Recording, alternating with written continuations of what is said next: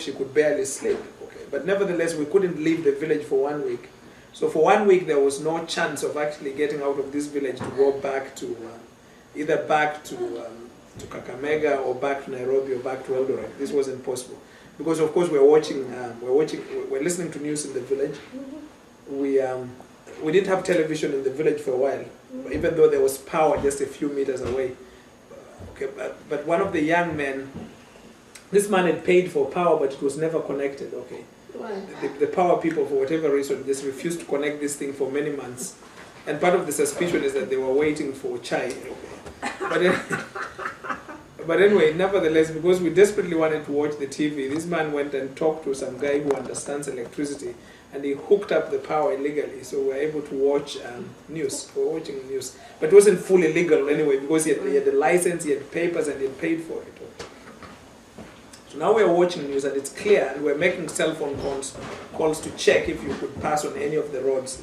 And all the reports we're getting are that you can't pass. The roads are still blocked. Okay.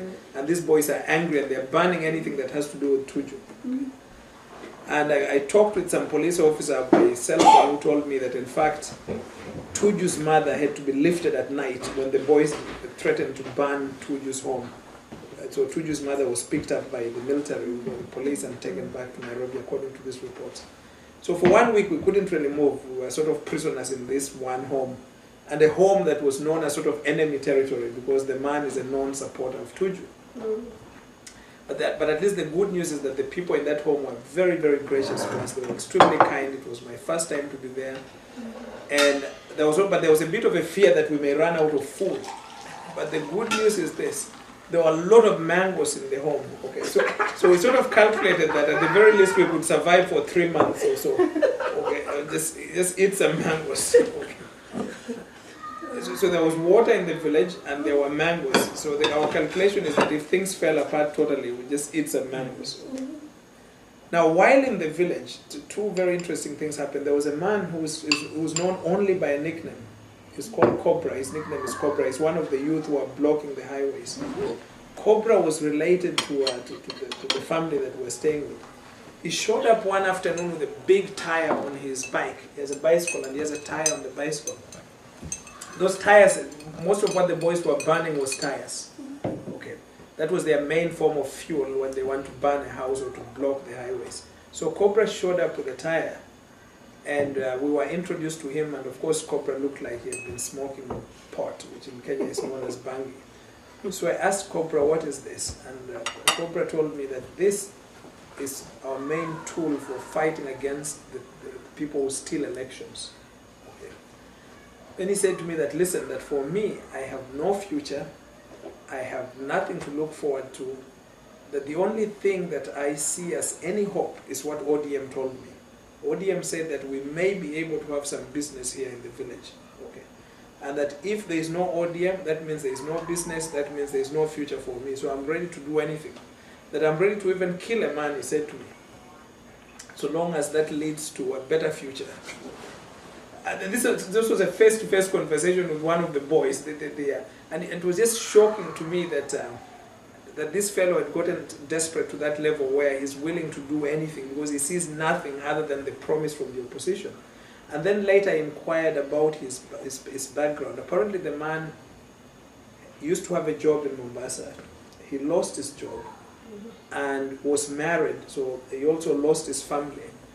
And then he had a child in Mombasa. His child died, and he could not afford to bury the child in Mombasa, and by tradition he wasn't supposed to bury the child in Mombasa anyway, he was to bury the child in Rarienda, and he could not afford to transport the child's body to Rarienda. So what he did on his way back, on his one-way journey back to the village, he apparently carried his baby with him in a bus. He pretended that the baby was still alive and traveled for close to 20 hours with the baby that he pretended was alive in order to bring the baby to the village. And he buried his baby in the village, but he owned nothing in the village and had nothing completely, and couldn't really sustain himself at all. And apparently these election promises were the only thing that excited him in many, many years of extreme desperation. So this is a guy that we actually spent time with in the village. He came back and visited us a few times and told us the stories of his life how he had had to commit crimes in order to eat, and how many times he'd been in and out of jail, etc. So that was one sort of shocking highlight of a close encounter with what, and I was thinking of a novel I had read many, many years ago. I think the title is The Women of Brewster Place by Gloria Naylor. It's not, no, it's Naylor, yeah. Yes. Yeah. Where she was saying, where there's a line in this novel that the most dangerous thing is a human male with nothing to lose. And now, for the first time, I was actually meeting such a human male. I think the line was the most dangerous animal known to man is a human male with nothing to lose. And I actually came across. I mean, I was face to face with Cobra. Okay, Cobra has nothing to lose and is prepared to do anything. And he told us he'd been in and out of jail, etc. And of course, so we sort of got a direct glimpse of who those 300 boys were. And there's more of them, yes, all over the country. So now, after 6 days in this village, my friend couldn't really stay in the village anymore because she could barely sleep. So we had to get her out of the village, and we were told that things are slightly nicer, that things have softened up, that most of the roadblocks have been removed. I was willing to stay much longer because I could live on mangoes, and I discovered that these were bats. And since I knew that these are not boys, so I knew that these are bats, it's not the boys, so I could sleep, but she still couldn't sleep. So we decided we'll try to get out of the village. So we hired Omondi because he's a very muscular man, he does manual labor. We paid him some money and told him that his task is to escort this young woman to the airport in Kisumu. And then, of course, the young woman doesn't speak the Luo. Under these conditions, language became an issue.